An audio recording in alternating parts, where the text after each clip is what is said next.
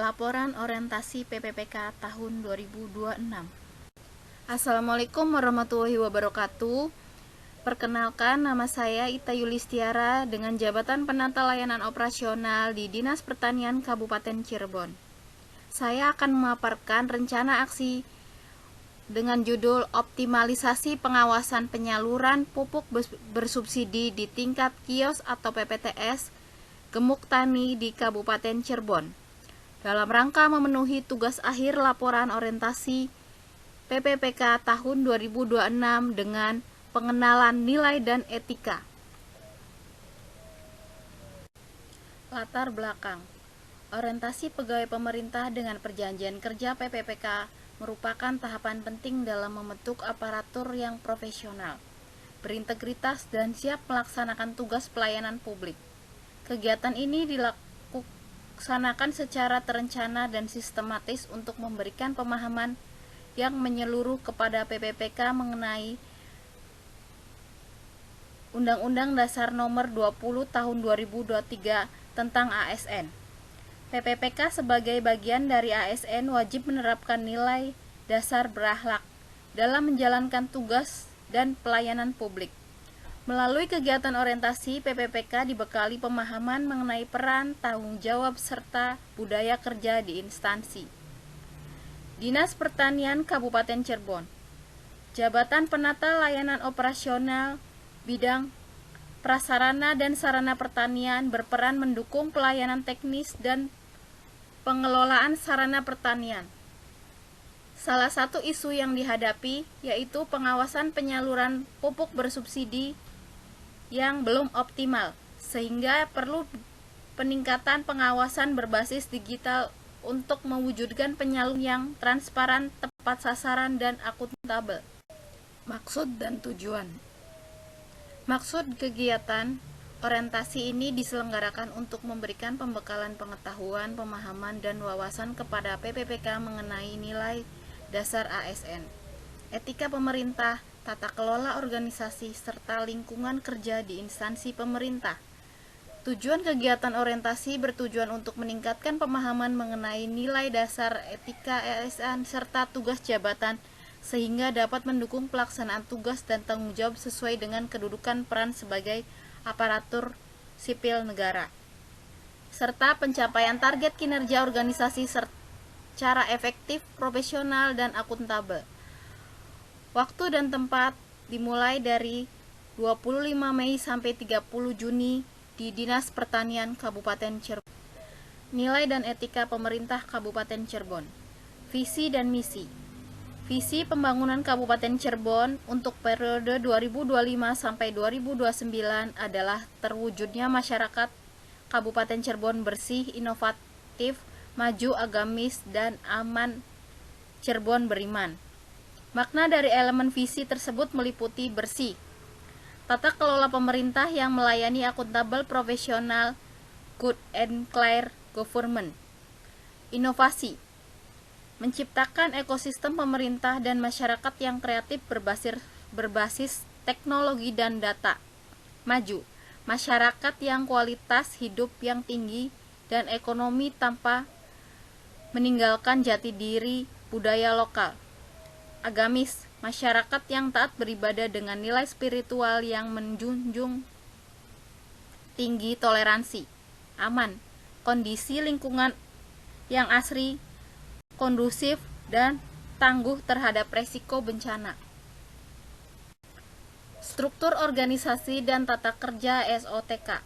Struktur organisasi dan tata kerja SOTK adalah landasan hukum yang mengatur mengenai kedudukan, susunan organisasi, tugas dan fungsi, serta tata kerja setiap unsur dalam perangkat daerah. Pentingnya pemahaman SOTK bagi PPPK. Mengetahui hierarki, memahami garis komando kepada siapa harus melapor dan siapa yang menjadi bawahan atau mitra kerja. Hal ini mencegah ketertiban administrasi dan operasional. Memahami alur koordinasi, mengetahui bagaimana hubungan kerja antar bagian dan seksi agar komunikasi berjalan dengan efektif dan cepat. Kejelasan peran, memastikan tidak ada tumpang tindih atau kekosongan pelaksanaan tugas karena setiap jabatan memiliki deskripsi kerja yang jelas.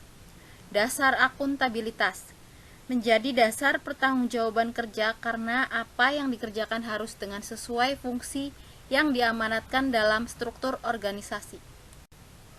Manajemen kepegawaian dan penilaian kinerja PPPK. Manajemen kepegawaian dan penilaian kinerja PPPK 1.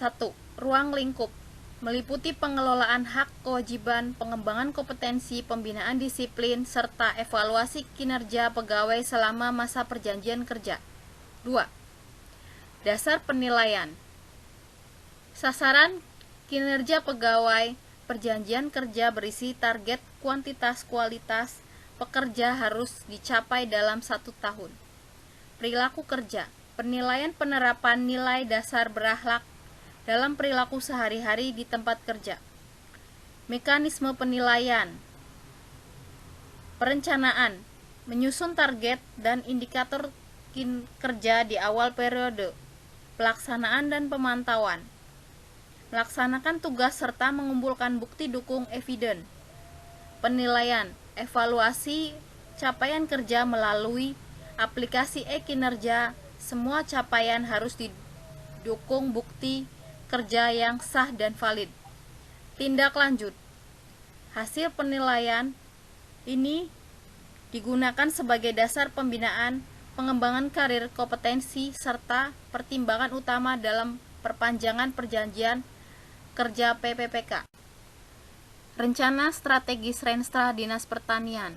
Rencana Strategis Renstra Dinas Pertanian Kabupaten Cirebon tahun 2025 sampai 2029 menjadi pedoman pegawai pembangunan sektor pertanian selama 5 tahun sebagai penjabaran RPJMD Kabupaten Cirebon. Renstra ini bertujuan meningkatkan kesejahteraan petani, ketahanan pangan, serta pertumbuhan ekonomi daerah melalui pembangunan pertanian yang berkelanjutan. Arah kebijakan Dinas Pertanian difokuskan pada peningkatan produktivitas, modernisasi pertanian, pengembangan komoditas unggulan, penguatan kelembagaan petani, serta peningkatan kualitas penyuluhan. Dalam melaksanakan tugas membantu Bupati di bidang pertanian, Dinas Pertanian didukung oleh organisasi yang meliputi sekretariat, bidang teknis, UPTD, serta 302 pegawai yang terdiri dari ASN, PPPK, dan tenaga kontrak untuk mendukung pencapaian target pembangunan pertanian. Struktur organisasi Dinas Pertanian.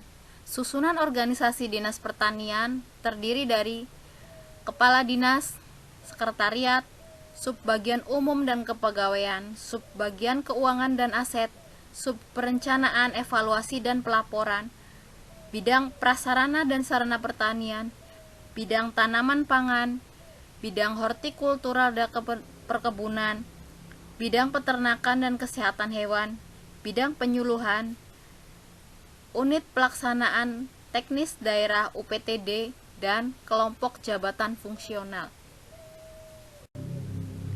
Tugas pokok dan fungsi PPPK. Sebagai PPPK pada bidang prasarana dan sarana pertanian, Kabupaten Cirebon fokus utamanya adalah optimalisasi pengawasan penyaluran pupuk bersubsidi di tingkat kios PPTS, khususnya di kios Gemuk Tani. Pengawasan ini bertujuan memastikan pupuk bersubsidi tepat sasaran sesuai RDKK, serta sesuai ketentuan yang berlaku. Permasalahan utama masih adanya sistem pelaporan manual yang potensi menyebabkan ketidaktepatan distribusi. Rencana hasil kerja. Pengawasan pupuk bersubsidi dilaksanakan berdasarkan prinsip 7T, tepat jenis, jumlah, harga, waktu, tempat, mutu, dan penerima.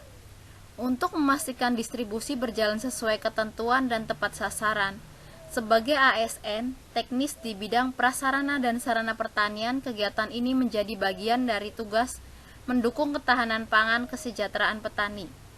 Rencana kerja dilakukan melalui pengawasan kios, verifikasi data RDKK, monitoring distribusi, serta pelaporan berkala untuk menjamin transparansi dan akuntabilitas.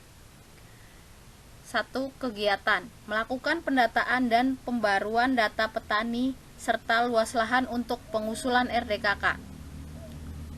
Tujuan kinerja: memastikan distribusi pupuk bersubsidi tepat sasaran, akurat, dan transparan.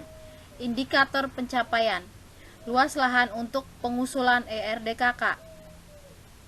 Kegiatan: memastikan kios menggunakan aplikasi digital seperti e-Puber untuk penebusan kios pupuk bersubsidi.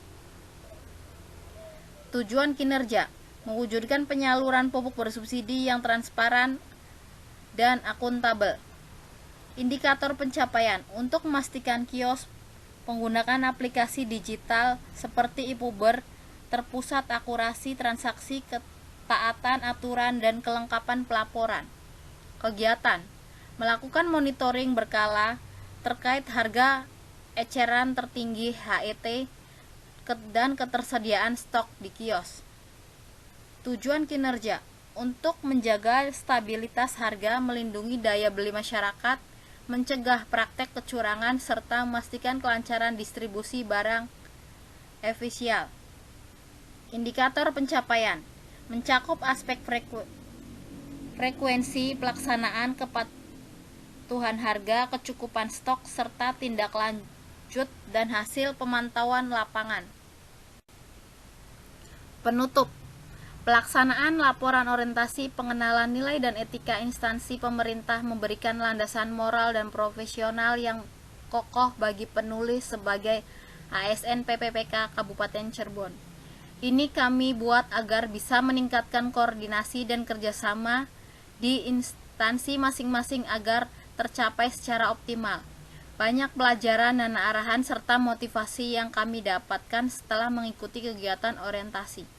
Semoga pembelajaran yang kami dapat menjadi penyemangat saat kami melaksanakan tugas di instansi kami. Kami ucapkan terima kasih kepada penyelenggara organisasi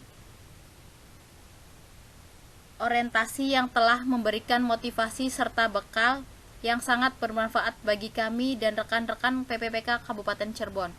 Semoga dengan adanya kegiatan orientasi ini, kami dan rekan-rekan PPPK mampu berkontribusi dalam perubahan baru terhadap kemajuan di Dinas Pertanian khususnya Kabupaten Cirebon. Sekian pemaparan pelaporan rencana aksi yang dapat saya sampaikan. Kurang lebihnya mohon maaf. Terima kasih. Wassalamualaikum warahmatullahi wabarakatuh.